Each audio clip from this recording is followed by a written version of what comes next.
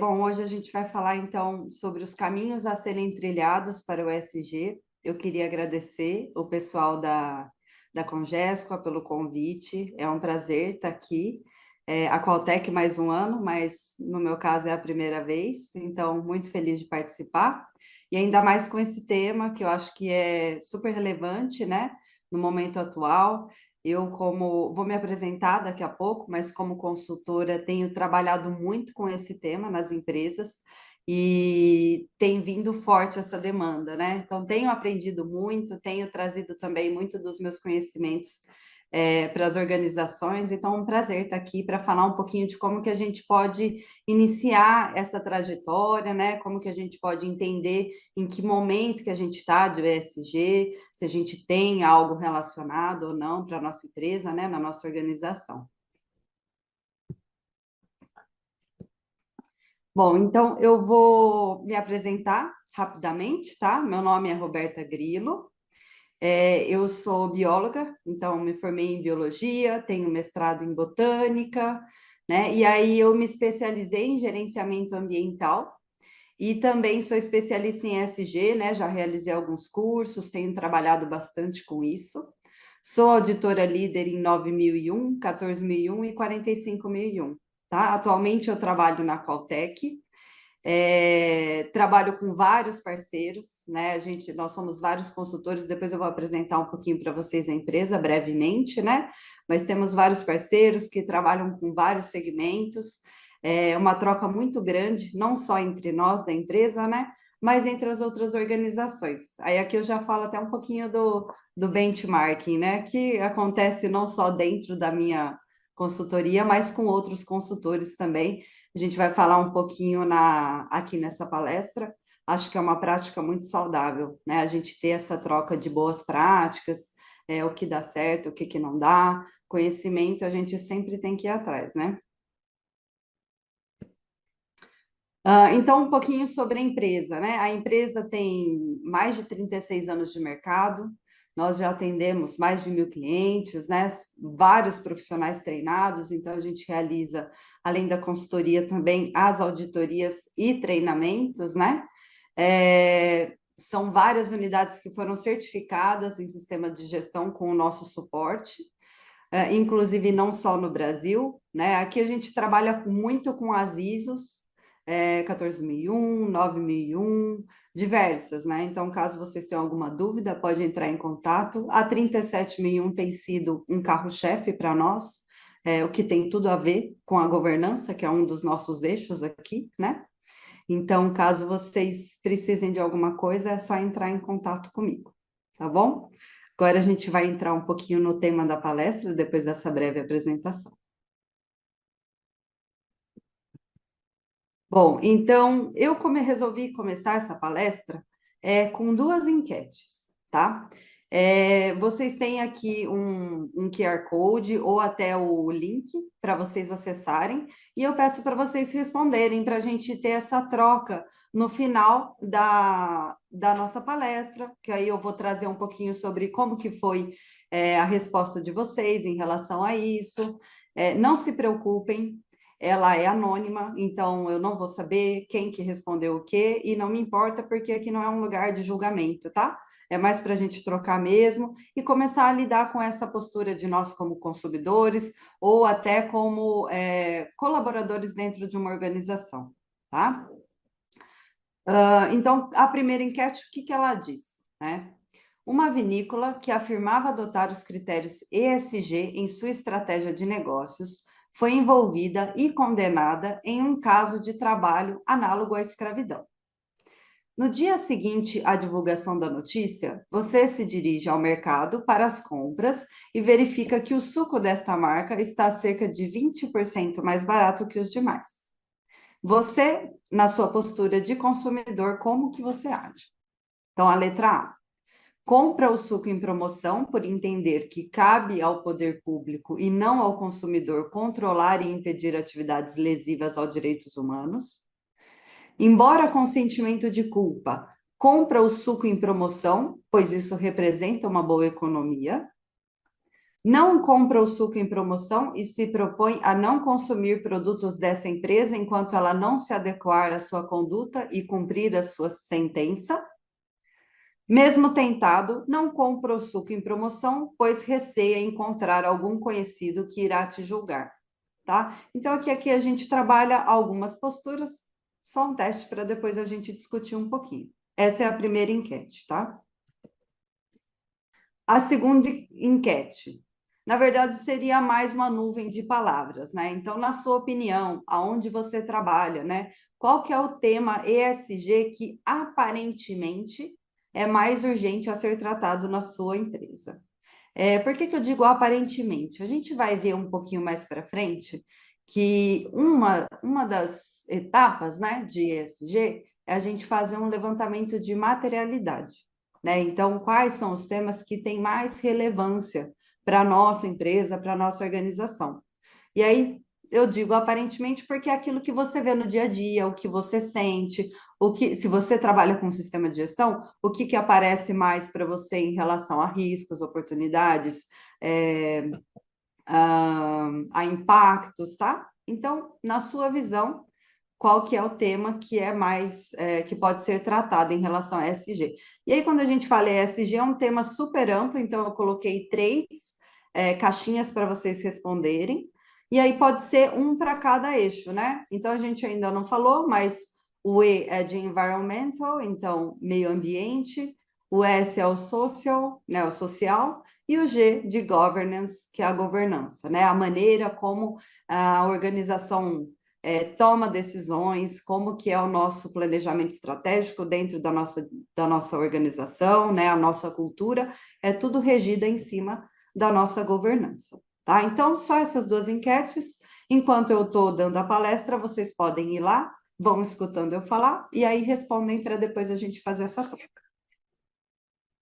Bom, e agora para começar um pouquinho a contextualização, né? Eu achei interessante a gente trazer esses temas que são bem falados, principalmente quando a gente está discutindo isso, né? E perguntar para vocês, vocês acham que são sinônimos o desenvolvimento sustentável e ESG? Em muitos momentos a gente utiliza como sinônimos, mas não são sinônimos, né? A gente vai ver que eles têm um propósito similar, um objetivo similar, que é trazer boas práticas, um bom desempenho, um valor agregado para o sistema de gestão, para a própria organização, né? Não só para o sistema, mas para o desempenho da organização, para a performance, né? Então, qual que seria essa pequena diferença que a gente vê? O desenvolvimento sustentável, ele é um termo até que antigo, né? Se não me engano, ele é de lá 1987, mais ou menos, que numa Assembleia Geral da ONU, esse termo ele foi começado a ser discutido por conta das necessidades mesmo que a sociedade, que as nossas entidades como governos, né? Começaram a sentir por conta dos nossos impactos, por conta de acidentes que estavam acontecendo. Então, começou a ser discutido que o desenvolvimento desenfreado talvez não fosse tão interessante, né? Com certeza não é. E aí, esse termo foi desenvolvido no sentido de que nós devemos, sim, desenvolver, né? Crescer. A parte econômica é importante, senão a gente não se sustenta, mas isso deve ser feito de forma pensada, de forma planejada, para que a gente consiga permanecer com esse desenvolvimento, com esse crescimento para as próximas gerações, né? Afinal, não é só a nossa que existe e mais para frente a gente tem que continuar, né? Então, não só utilizar os recursos como se não houvesse amanhã, né? Então, cuidar dos nossos recursos, dos impactos, cuidar de contaminações, dos direitos humanos. Então, trabalhar de uma forma que seja possível as outras gerações continuarem com esse desenvolvimento, com esse crescimento, tá? Então, esse processo que atende necessidades do presente, sem comprometer as necessidades das outras gerações futuras, tá? O ESG, ele começou a ser mais discutido agora nos últimos anos, mas ele também não é um termo tão antigo, tá? Ele é mais ou menos de 2000 e pouquinho, acho que 2004, E ele fala de uma maneira, eu vejo ele mais como uma ferramenta, sabe, um caminho. Então, o ESG ele seria um conjunto de critérios ambientais, sociais e de governança, que refere-se à sigla, a serem consideradas na avaliação de riscos, oportunidades e respectivos impactos, com o objetivo de nortear atividades, negócios e investimentos sustentáveis. Então, aqui, eu não sei se ficou claro para vocês, mas eu vejo o desenvolvimento sustentável como um direcionamento estratégico, né? E o ESG mais como uma ferramenta de como chegar numa organização sustentável, né? Na sustentabilidade. Então, o ESG ele ficaria no guarda-chuva do desenvolvimento sustentável. Seria uma forma de chegar nesse objetivo macro de se desenvolver como uma organização sustentável. Seguindo na contextualização, eu li na norma PR 2030 da ABNT, que vai ser uma norma que vocês vão ver que eu vou me basear bastante nessa palestra, esse parágrafo que fala um pouquinho das evidências de quais são os ganhos, né, quais são os benefícios da gente incorporar práticas ESG. Eu acho que é importante a gente falar uma coisa que, assim, quando a gente vai implantar um sistema de gestão, seja para ESG, seja para qualidade, para meio ambiente, pode ser que a gente não consiga ver de cara aquele ganho, né, aquela evolução tão rápido. Mas esses critérios, né, essas ferramentas, elas vêm exatamente para a gente alcançar esses objetivos a longo prazo, é uma coisa mais permanente, ela não vem com tanto, ela não tem tanta urgência na sua resposta, tá? E o que a norma fala, né, que tem de evidência nas organizações que já têm isso implantado, que já têm o ESG dentro do seu planejamento estratégico, né, que são empresas transformadoras, que são empresas que trazem essa influência para nós, né? A norma fala que essas evidências têm demonstrado que as organizações que consideram esses critérios em seus negócios tendem a superar financeiramente seus pares, atrair e reter talentos, alcançar melhor produtividade no trabalho, criar uma vantagem competitiva, melhorar a reputação, estar bem preparada para as incertezas, atingir mais elevados níveis de integridade, atrair a fidelidade do cliente e manter sua licença social para operar. Então, aqui a gente tem muitos ganhos e todos, cada vez que eu fui lendo, eu fui pensando numa letrinha, né, do ESG, apesar de elas não serem separadas, a gente não trata separado, eu fui pensando nas ferramentas, nos mecanismos que algumas empresas tem e que acabam tendo esses benefícios, né? Então, a valorização do seu colaborador, né? O fato de você ter um plano de carreira, o fato de você oferecer alguns cursos, né? Um desenvolvimento do seu colaborador para você reter esse talento, né?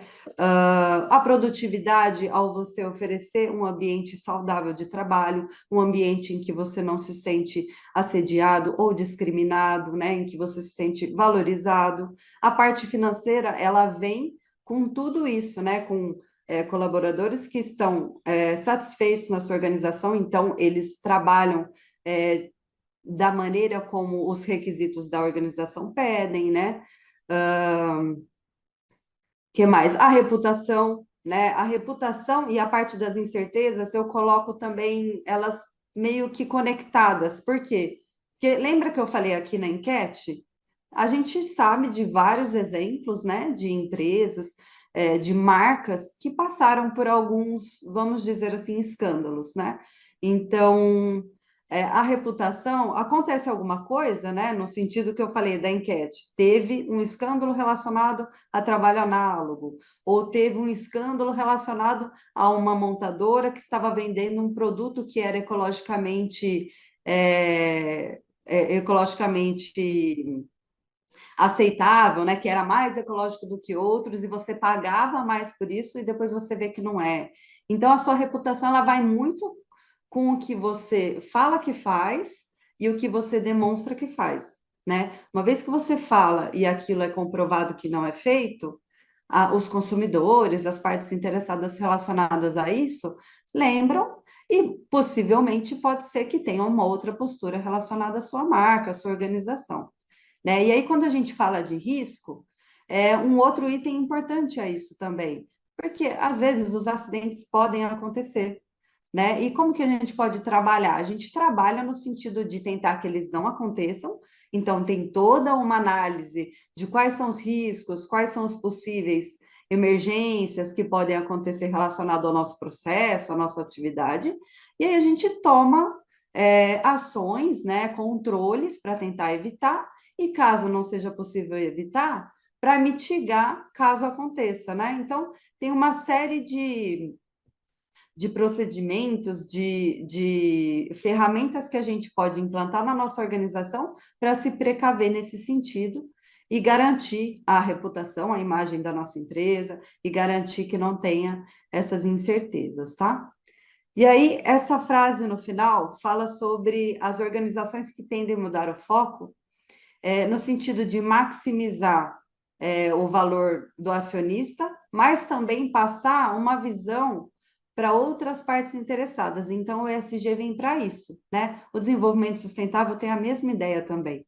Então, a gente mudar um pouquinho o nosso foco. É óbvio que a gente precisa voltar o nosso olhar para o acionista, para os nossos investidores, mas a gente também precisa considerar as outras partes interessadas, né? Então, hoje em dia, uma boa empresa, ela pode ser considerada uma empresa que traz ganhos para todos, né? Então, ela considera a sua comunidade, ela considera os seus colaboradores, ela engaja com as partes interessadas e insere esses itens, essas preocupações que as partes interessadas trazem no seu planejamento estratégico. Isso também vai ter um ganho no seu negócio, tá? Então, você vai ter a parte financeira, a parte econômica também sendo valorizada nesse sentido.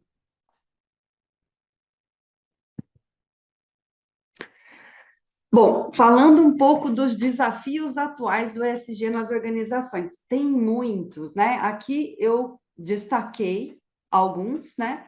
Mas a gente tem muitos desafios. Tem empresa que fala para mim, Roberta, olha, eu preciso fazer isso, mas eu não sei por onde começar, né? Eu não sei qual que é o estágio da minha organização, eu não sei qual caminho seguir, eu não sei se a gente vai ter o recurso suficiente. Tudo isso é um desafio, mas são todos desafios que são contornáveis, a gente consegue aplicar ESG nas organizações, independente do porte da organização, independente da atividade, independente da cultura. Então, vocês vão ver que as normas, né, a ABNT 2030, tanto quanto as ISOs, né, da vida, a 14.001, a 9, a 45, elas são orientativas, né? Elas são interpretativas, porque você vai receber esse requisito e você vai interpretar no seu processo, no local onde você está inserido, na sua realidade, como que isso pode ser feito,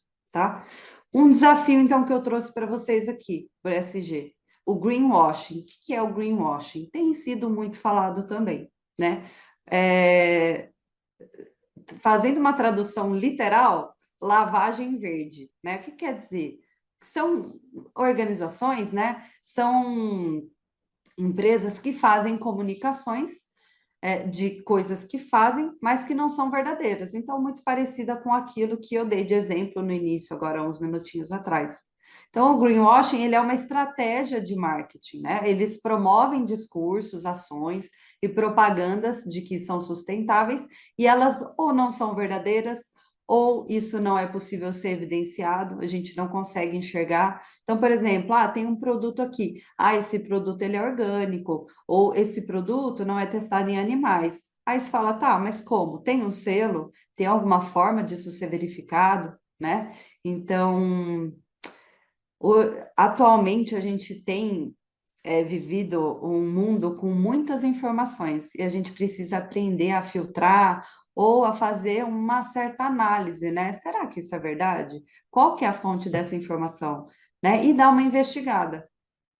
Aí eu trouxe para vocês, falando em investigação, eu trouxe para vocês um site aqui, eu achei muito interessante, eu aprendi numa aula, tá? O IDEC, inclusive a enquete que eu coloquei para vocês, ela veio de uma ideia que eu tive também de uma professora, eu achei super interessante, então eu vou agregando, assim como eu espero agregar para vocês também.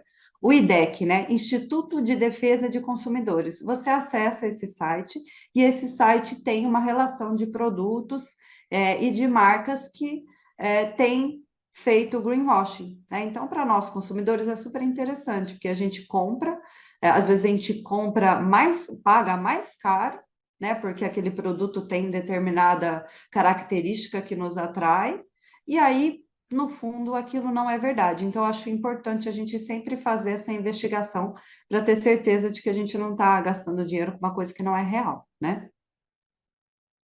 E aí existe não só o greenwashing, né, mas vários outros washing. Eu trouxe aqui o social, né, que é a parte que adota um discurso e ações publicitárias de responsabilidade social, mas na prática não respeita nem a lei trabalhista, ainda mais ir além, né, porque o ESG ele vai além da legislação, a gente vai ver um pouquinho mais para frente. Então, não atende nem a lei trabalhista, ainda mais você fazer ações que vão além da lei, né? Por exemplo, vou ter uma política de diversidade, vou ter uma cláusula que é de combate a trabalho infantil, né? Então, tem algumas coisas que a gente pode fazer e que vão é, incrementar a nossa parte social, né? Que vão melhorar o desempenho socioambiental da nossa organização. E o ethical washing, que seria a lavagem ética, né? É a prática da vitrine ética. Então, a organização, ela fala que ela é super ética, ela faz parecer que age com responsabilidade, mas ela não faz nada para garantir que não esteja ocorrendo nada na prática. Então, por exemplo, a minha empresa, ela é contra o assédio. E aí, quando você vai ver, pode ser que a empresa seja contra o assédio, né? Eu acho que é difícil ser ter uma pessoa que é a favor. Mas quais são as medidas que ela toma para isso, né? Ela tem um canal de denúncias, ela tem um programa de integridade, ela conscientiza os seus funcionários, né? Então, não é só a gente falar coisas que a gente acha que é correta, mas sim a gente realmente aplicar e trazer uma cultura para a organização. Bom, e aí eu trouxe, entrando agora de fato na BNT-PR 2030, aqui tem a carinha dela, né? Então, essa norma ela foi lançada em dezembro de 2022, se não me engano, ela é a primeira norma aqui no Brasil que fala sobre ESG. E a ABNT ela estava numa discussão junto com a ISO, mas ela é uma norma brasileira, tá? E ela se utilizou das normas ISOs como ferramentas, né? Como algo a incrementar, a aprimorar essa norma. Seria praticamente um guia. Por quê? Porque essas normas, elas já são muito bem, já estão muito bem instituídas no mercado, né? A 9001 faz um tempão, né? Tem muitas empresas com 9001, atualmente a 14001 também tem tido muita procura, 45, enfim. As normas já estão consolidadas, então a gente já sabe do sucesso, né? O que que deu certo, o que que não deu certo. Então a BNT pega essas normas e se apoia nelas, né, para criar essa prática recomendada, né? Então, aí, quando eu falo prática recomendada, não é algo que seja certificável, e não é algo que seja mandatório, não é uma lei, né? Então, a sua organização ela vai optar por inserir esses temas do ESG, né? Então, a ABNT ela cria um padrão normativo para que as organizações brasileiras de qualquer porte ou setor possam facilmente compreender, avaliar e incorporar no seu modelo de gestão. Por quê? Porque o ESG ele tem sido um diferencial, né? Então, ele vai agregar, acho que eu vou falar um pouquinho mais disso para frente, mas ele vai agregar um valor na sua organização, vai aumentar a capacidade de competir no seu mercado, né? Então, é algo muito positivo, além de tratar outras coisas como riscos, oportunidades, que vão trazer ganhos também, tá?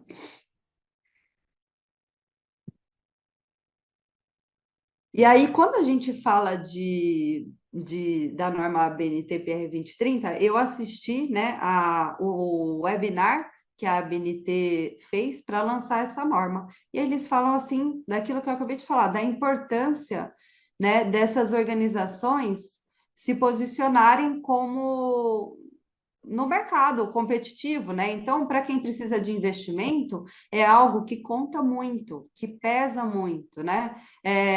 Pode ser que você também tenha que responder a questionários de fornecedores que estão cada vez mais criteriosos, né? E esses fornecedores fornecedores não, clientes. Esses clientes, eles vão procurar fornecedores que atuem da maneira que eles estão procurando, porque eles estão trabalhando de forma a influenciar a sua cadeia. O ESG ele trabalha assim: você trabalha dentro da sua organização esses temas, mas você também influencia toda a sua cadeia, você troca figurinhas, você escuta o que as partes interessadas têm a dizer. Então, a norma, a ABNT, ela trouxe essa norma como um ponto positivo para você entrar como um diferencial competitivo mesmo, tá? Então, ela até fala, né? Preparar as organizações, bem como as cadeias produtivas brasileiras, para serem mais competitivas e resilientes às exigências ESG que estão emergindo globalmente.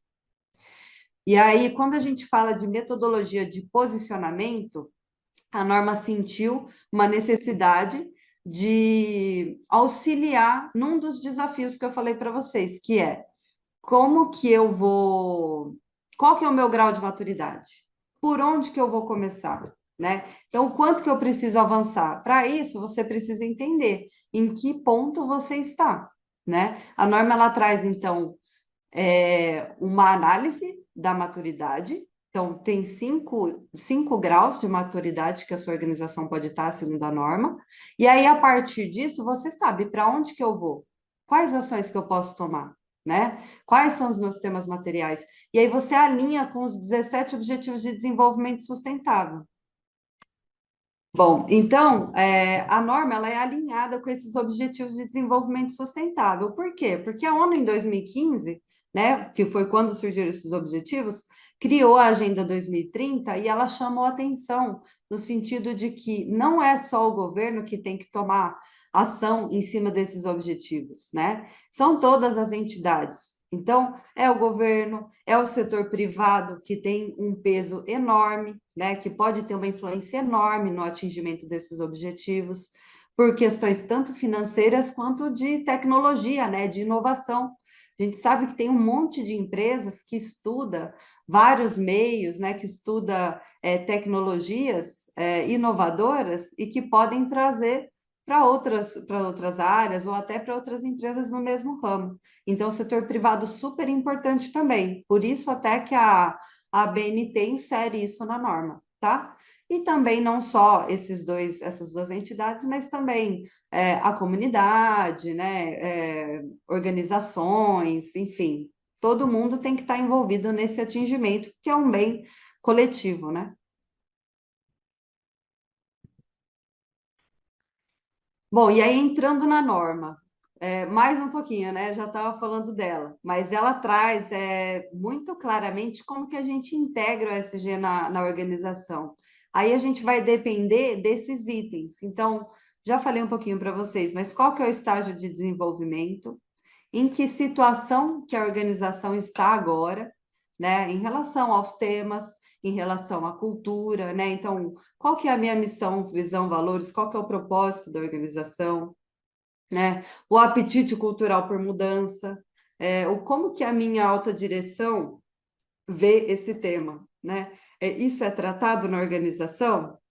Desenvolvimento tecnológico, visibilidade das questões, tendências de mercado e objetivos, tá? Todos esses itens são levados em consideração na hora de estruturar o nosso sistema, na hora de levantar os nossos riscos, oportunidades, definir objetivos, né?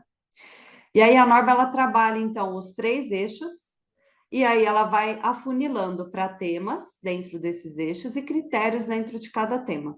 Então, no próximo slide, eu coloquei para vocês quais são os temas que ela traz.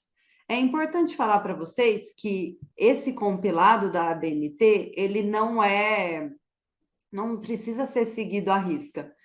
É um compilado que a norma, que a ABNT fez, né, o órgão fez, em cima dos temas que têm sido mais debatidos nas organizações, e que têm sido mais materiais, como um guia, né? Afinal, ela está aqui para nos auxiliar, às vezes a gente não sabe por onde começar. Então, ela traz esses temas materiais, e aí a gente avalia se aquilo tem relação com o nosso processo ou não, né? Às vezes tem um tema que a norma não fala e que é relevante para a organização, você traz para dentro do seu sistema, traz para o seu planejamento estratégico. Bom, então falando um pouquinho do eixo ambiental. O ambiental, então, a norma ela traz mudanças climáticas, recursos hídricos, biodiversidade e serviços ecossistêmicos, economia circular e gestão de resíduos, gestão ambiental e prevenção da poluição. Né? A gente sabe que um dos temas que mais tem sido tratados são as mudanças climáticas, né? E aí muitas vezes a gente pensa ESG, geração de gases de efeito estufa. Não é só isso, né, gente? A gente sabe que tem muitos outros temas, mas esse tem sido tratado por conta dos acontecimentos, né, das enchentes que a gente tem visto que tem acontecido, ou queimadas, altas temperaturas. Então, de fato, é um tema urgente, mas não é o único que deve ser observado com cuidado, né? E aí isso vai pesar para cada organização. Então, por exemplo, uma empresa que ela trabalha, por exemplo, o processo dela acontece dentro de um escritório, ela vai ter uma certa relevância para esse tema. Agora, uma empresa que, por exemplo, é uma transportadora ou é uma empresa que trabalha com energia, ela vai ter um outro peso para esse tema. Por isso que a gente fala que para cada caso a gente faz uma avaliação, tá? Aí a gente vai para o eixo social. No eixo social, a gente tem o diálogo social e desenvolvimento territorial, direitos humanos, diversidade, equidade e inclusão, relações e práticas de trabalho e promoção de responsabilidade social na cadeia de valor, tá? Então, o eixo social, igualzinho o meio ambiente. Tem um ou outro que ele é mais discutido, né? Então, a gente tem, eu pelo menos tenho escutado muito em relação à diversidade, né? À não discriminação, a você combater trabalho análogo à escravidão, a combater trabalho infantil, mas tem uma série de outros temas que podem ser trabalhados de acordo com o seu eixo, tá? E o eixo governança, né? Aí o eixo governança a gente tem governança corporativa como tema, conduta empresarial, práticas de controle e gestão e transparência na gestão, né? Então aquela parte toda de washing viria em relação à transparência, né? Então a gente pode ter programas de integridade, tem muitas organizações que têm procurado por implementar a 37001, né? Então, depois de alguns acontecimentos no Brasil, a 37001 cresceu, deu um boom, né? Então, muitas empresas têm trabalhado com isso, principalmente organizações que têm relação com o governo, né? Que aí é uma garantia, são ferramentas de que esse relacionamento, essa parceria vai ocorrer de forma a gente trabalhar os riscos que podem acontecer, né?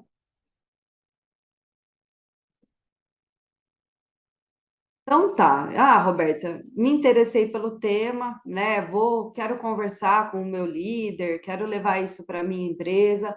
Como que eu posso começar essa conversa, né? Então eu já trouxe toda uma contextualização da importância, e eu tenho certeza que a sua liderança, os seus colaboradores já escutaram algo a respeito do que eu já falei. Como que vocês vão fazer isso, né? Então, como que você iniciaria o ESG na sua organização? A norma ela traz, então, esses 7 passos, né? Porque essa parte de seguir o passo a passo, ela dá uma clareza, né? Então, quando a gente pensa em integrar o ESG, a gente fala, meu Deus, é um tema gigantesco, eu não sei como fazer isso. Então, vamos por partes. Então, passo 1, né? Depois o passo 2. Então, a norma traz esse passo a passo para abordar como um processo mesmo, o que vai ser mais eficiente e vai alcançar resultados concretos, resultados mais eficientes, tá? Então, passo um, a gente tem conhecer o caminho. Conhecer o caminho é um pouquinho do que a gente está fazendo agora, né? Então, entender qual que é o contexto, não só do mundo, da região, mas também entender o contexto da sua organização, né? Os seus fornecedores têm cobrado de vocês? O que que eles cobram? Né? Eles têm cobrado só a documentação legal, como licença de operação, ASO, ou eles têm cobrado coisas além, como um relatório de sustentabilidade, ou tem o relatório de sustentabilidade, eu fui longe, hein, gente? Como, por exemplo, metas para reduzir emissões de gases de efeito estufa, né? Então, vai muito do que está acontecendo dentro da sua organização. E aí, depois que você já tem um conhecimento de qual que é o contexto, né? Você tem que ter intenção estratégica. Quando a gente fala de intenção estratégica, aí a gente já envolve a alta direção. Por quê? Porque a gente observa nas empresas, né? E a gente, como colaborador, também sente isso dentro da nossa, que se a nossa direção, né? Se a alta direção, se os nossos líderes, eles não dão importância para aquele tema, muito dificilmente os colaboradores vão dar também. Né? E também tem muito a ver com a missão, visão, valores, com o propósito que a organização tem. Então, aquele apetite cultural por realmente você mudar. Né? Então, qual que é o motivo de você estar integrando o ESG na sua organização? É porque você, de fato, quer ter um melhor desempenho em relação a isso e trazer ganhos para a sociedade, para a região em que a sua organização está, ou é porque você precisa atender um cliente, né? Então, muito da postura da diretoria, ela é interpretada pelos seus colaboradores, né? Então, por exemplo, quando eu vou implantar uma norma numa organização, por exemplo, a direção ela tem essa exigência por conta de um cliente e ela não está tão interessada, a gente sente que os colaboradores observam isso. E aí você transformar essa cultura, você implantar os controles, fica muito mais difícil, né? Então a gente precisa enxergar que os ganhos realmente são reais, né? E não só fazer isso porque a gente precisa. Então, ter de fato essa decisão, essa intenção estratégica, né? Esse compromisso, ter a ambição por uma mudança transformadora, um propósito inspirador, e aí a gente inserir de fato o ESG nas diretrizes estratégicas, né? Então ele não anda separado, ele anda junto, seu planejamento estratégico. E aí, de fato, temos a intenção estratégica. Agora, a gente tem que diagnosticar, que é o momento que eu falei, em que momento estou? Tenho algumas práticas ou não? Então, você vai levantar suas práticas de sustentabilidade, e aí você precisa entender, depois que você levantar essas práticas, qual que é o seu grau de maturidade. E aí, como eu tinha comentado anteriormente, a norma ela tem 5 estágios: o elementar, o não integrado, o gerencial, o estratégico e o transformador, tá? E o que que ela fala? A norma fala que o estágio um e o estágio 2 eles ainda não são ESG, né? Por quê? Porque são estágios em que você ainda está atendendo a legislação, né? Então, o estágio um elementar, estou atendendo a legislação, é o que eu preciso fazer, né? O mínimo que uma empresa precisa fazer. O estágio 2, ele é não integrado, ele atende à legislação e ele tem práticas dispersas, né? Então, eu já fui em algumas empresas assim.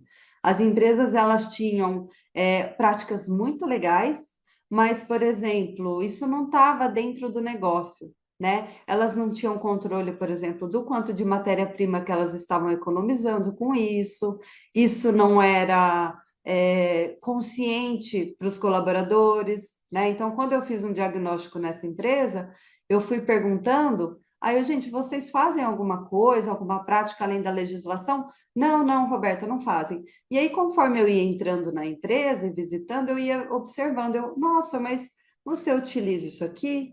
Ah, não, a gente renova essa matéria-prima, né? E descarta só uma parte, mas consegue reutilizar de novo. Então, algumas práticas que eles não enxergavam como benéficas, né? E não tinham controle, enfim, não estavam inseridos, no processo deles, né? Então, são essas práticas dispersas. O estágio 3 já é um início do ESG. Então, a empresa já tem consciência do ESG, tem as práticas, inseriram nos processos, levanta riscos, né? Mas ainda não está tão ligado no direcionamento estratégico, não tem aquele olhar da alta direção dentro da estratégia, tá? Mas ele já está lá num lugar intermediário, né? Em que isso está dentro do processo. E aí o estágio 4 ele é estratégico, então a alta direção ela já está levando isso como um negócio mesmo dentro do planejamento, tem um engajamento com partes interessadas, então já tem essa questão de o que que as partes interessadas me traz de necessidade, o que que me traz de expectativa, né? Você coloca em prática, o que que você dá de retorno para a sua parte interessada, né? Então, já tem um passo além. Você vai ver que o engajamento com as partes interessadas é algo bem importante para a maturidade do ESG, né? Então, a sua cadeia de fornecedores, o seu relacionamento com a comunidade, com os seus clientes, tudo isso vai ser um ponto importante para você atingir um estágio de maturidade maior, né? Esse engajamento. E aí, o estágio 5 transformador, que é o mais alto, né, segundo a norma, em que isso já está inserido na cultura, os colaboradores já estão habituados, né, em tratar esses temas, isso já deve ter sido tratado há um certo tempo, né, porque a gente vai levando um tempo para ir subindo essas escadinhas. E aí essa empresa, ela passa a ser um modelo, né, um exemplo, uma influência como de boas práticas, né? De como agir. Tem toda uma comunicação transparente em relação ao que faz, ao que não faz, o que deu certo, o que não deu. Porque é isso, gente, como você vai comunicar, que é o último passo, a gente vai ver, na parte da comunicação, a gente não comunica só o que deu certo, porque faz parte, a gente faz o planejamento, e aí aquilo que deu certo, ótimo, né? Vamos continuar, vamos melhorar. E o que não deu certo, você avalia para entender o que não deu e parte para uma outra estratégia para tentar chegar naquele objetivo, né? Isso faz parte da engrenagem daquele sistema, né? Eu vejo assim, pelo menos, né? Nem sempre a gente vai acertar na estratégia para a gente atingir determinado objetivo. E aí o fato de você ser transparente com as suas partes interessadas, ela traz uma confiabilidade, né? Ao contrário de quando acontece os greenwashing, o social washing, né? Então, o consumidor ele acaba perdendo a confiança, acaba perdendo como é que eu vou falar? A energia, assim, né? De querer comprar um produto de determinada empresa, ou de querer comprar um produto que é orgânico, ou de uma organização que trabalha com uma embalagem assim, ou assado, né? E aí, depois que a gente fez o diagnóstico, está na hora de planejar, né? Então, quais são os principais fatores de sustentabilidade, né? Ou ambientais, ou sociais, que afetam a estratégia da organização em relação a riscos e oportunidades? Isso vai depender muito do tipo de negócio, né? Qual que é o processo que você trabalha? Quais são as principais partes interessadas? Como que elas afetam o meu negócio, como que elas afetam a minha parte social, minha parte ambiental e como que eu afeto a delas, né? Então, é uma análise que também tem que ser feita. Como que você pode engajar com essas partes interessadas? Tem canal de comunicação? Não tem? Vocês fazem reuniões? Ou você só tem lá um canal de denúncias ou um e-mail para ser conversado? Você está envolvido em algum comitê? Né? Então, tem uma série de análises que você pode fazer e planejar. Eu quero fazer isso, eu quero fazer aquilo. Eu quero fazer, a minha organização vai fazer parte do comitê de bacias, né? Então, tudo depende do tipo de negócio e do que vocês levam como material dentro da organização de vocês, né? O que vai ser importante.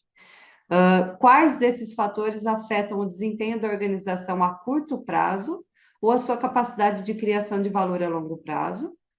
E as informações ambientais e sociais estão estruturadas dentro da gestão de risco? Né? Então, você tem lá provavelmente um procedimento de de gerenciar riscos, você considera esses eixos ali dentro também? Isso é importante. Bom, e como que a gente faz, né? Eu levantei um monte de perguntas. E aí, para responder essas perguntas, Roberta, como é que eu faço? Uma das coisas vai ser determinar a materialidade. Isso vai guiar vocês, né? E aí, esse é um ponto super importante, porque, enfim, vai guiar todo o seu planejamento e é uma análise que pode levar muito tempo, porque tem diversas metodologias, mas você tem que envolver as partes interessadas para entender deles também o que que eles consideram de temas materiais. Então, você vai escolher um profissional ou você vai escolher determinada metodologia e vai fazer esse estudo para você começar a planejar e determinar os seus objetivos e metas. Então, se eu determinei, vamos supor, a minha empresa, eu estava falando de transportadora, vamos lá, continuar lá. Vamos supor que a minha empresa é uma transportadora. Eu determinei as mudanças climáticas como algo material.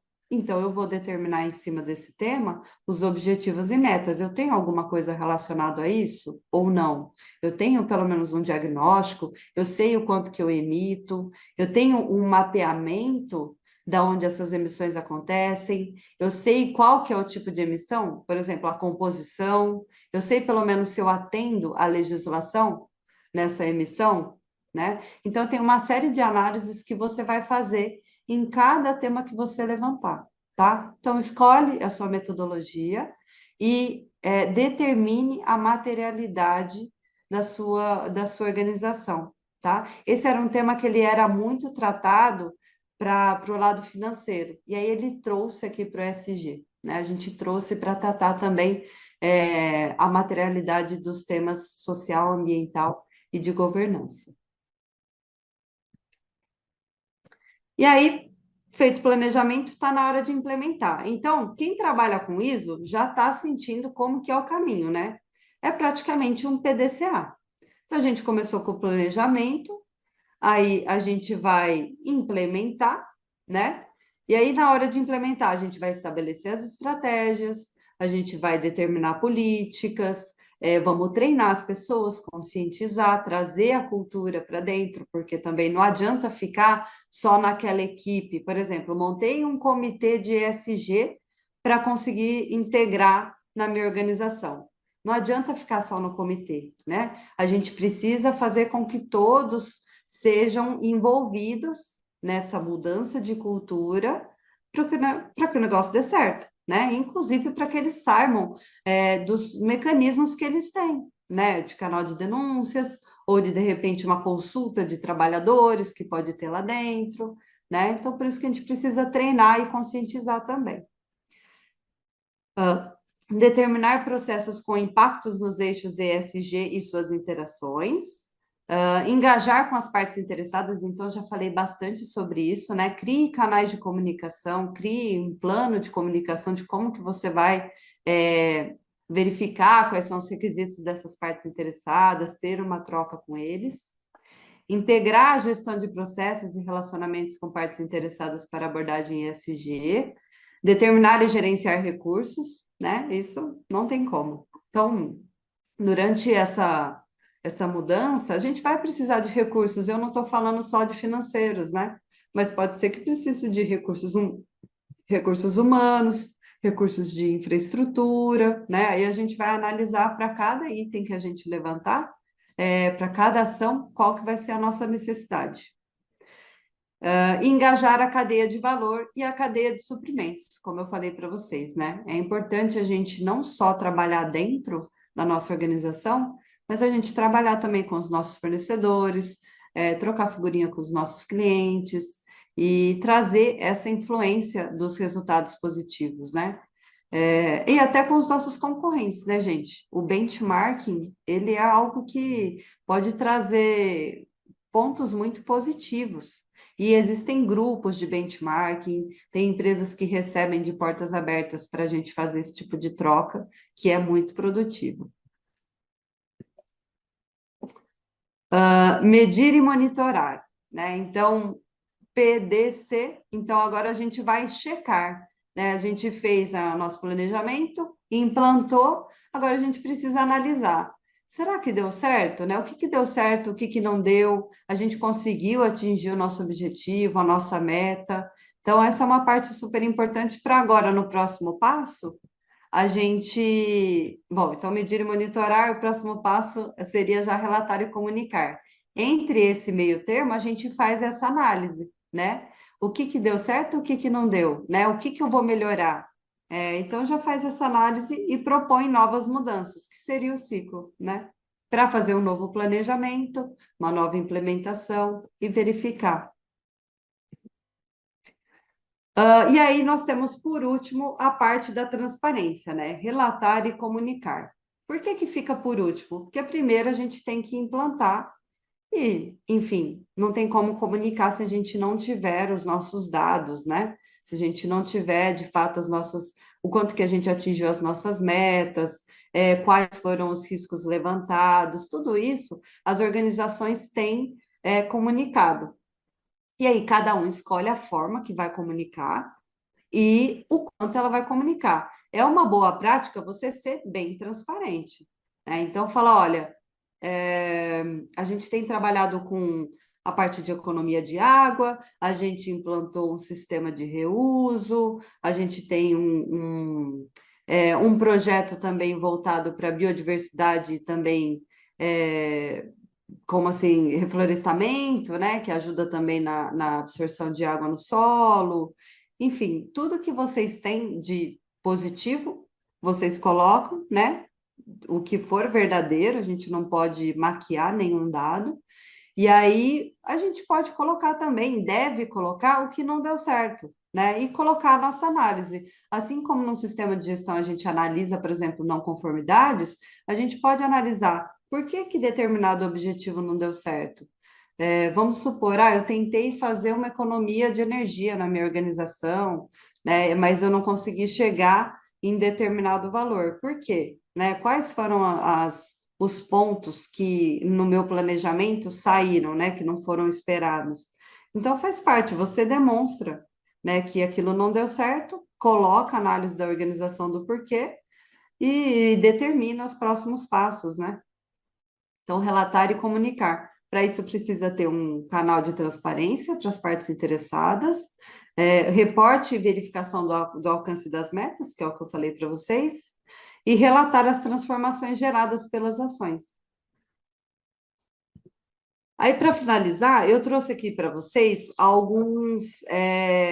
uma das ferramentas, né? Então, o que que as pessoas costumam, as pessoas não, as organizações costumam relatar? Elas também podem utilizar de relatórios de sustentabilidade. E aí aqui eu trouxe de alguns dos mais famosos, né? Então, o GRI, que é um dos mais famosos que tem, ele traz é, fatores de sustentabilidade, né? Ele traz alguns critérios para você reportar. Tem o SASB, tem o IR, né? Que é o International Framework, tem o CDP também que você responde. O CDP ele é mais voltado para meio ambiente, porque ele tem uma relação com o carbono, né? Então é o Carbon alguma coisa Project. E o TCFD. Então, esses são 5 exemplos de relatórios de sustentabilidade, de modelos que você pode se basear para fazer essa comunicação, tá? Mas não necessariamente precisa ser dessa forma, né? Então, as empresas têm trabalhado muito com sites, eu adoro, eu entro em várias empresas que eu sei que fazem, e aí eu pego o relatório, porque tem ideias muito interessantes, né, para a gente tentar trazer para dentro de algumas organizações. Bom, cheguei no final da palestra, pessoal. Se vocês tiverem alguma dúvida, fiquem à vontade. Eu espero que tenha trazido algo de bom para vocês, para ajudar aí na organização, para dar um norte de como começar a fazer isso. de como conversar com os seus líderes para começar a trazer esses temas para as organizações, né, de vocês. Caso a sua organização já esteja num estágio mais avançado também, acredito que tenha tido algum tipo de informação que pode te ajudar. E no mais, eu fico à disposição, tá? Esse aqui é o telefone da Qualtec, o e-mail, se vocês quiserem conversar comigo, podem entrar em contato através desses canais, tá certo? Muito obrigada.